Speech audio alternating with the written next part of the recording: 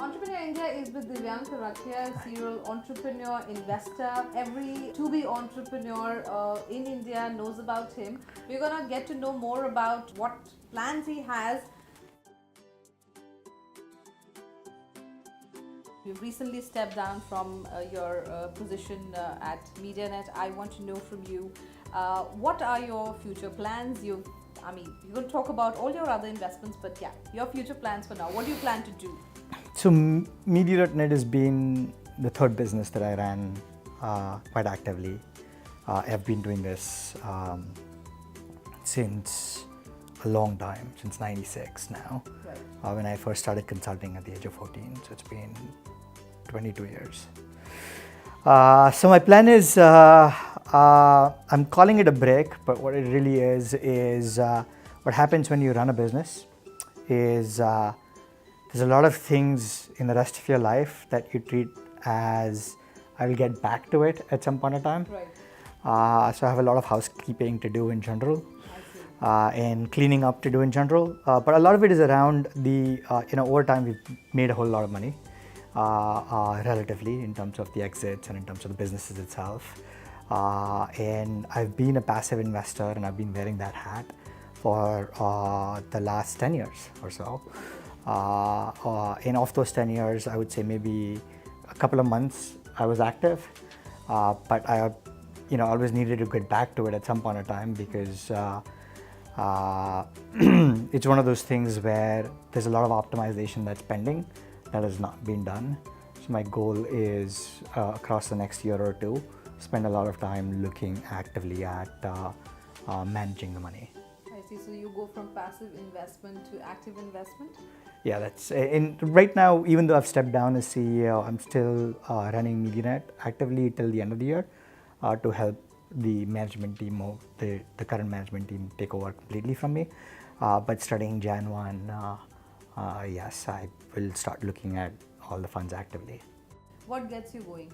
What is it that drives you? I understood the point about learning, but what gets you going? You're making businesses, you're exiting successfully, you're now looking at parking your investments in other countries, also managing your investments. You are absolutely an idol for people who are looking to become successful. So my next question is going to be about success, but first, what gets you going? I think in my life, the way I've always thought of it is happiness gets me going. So I always want to look back and say that I think the journey was fun and the journey might have been rough, and it always is. And there's so many things that go wrong all the time. In fact, every time things go wrong, I'm happy things go wrong, because if things always went right, then everybody could do it. It's because things go wrong that you get paid more when you specialize in doing what you do, because you're kind of used to the screw-ups. I think happiness gets me going, and I really like what I do, so I can keep doing more of it. Tell me 3 things that you would tell a younger you to become a successful person. Forget being an entrepreneur alone, be a successful person. I would tell a younger me, I'd say, you were absolutely right.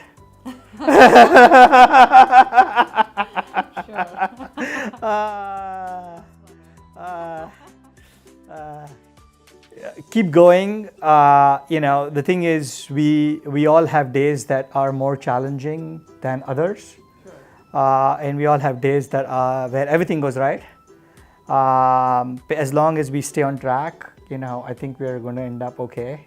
And I think I did end up okay. And I think it's more about, it's the journey and not the destination. Because just once you are at a certain point in your journey, you already know you'll get to the destination.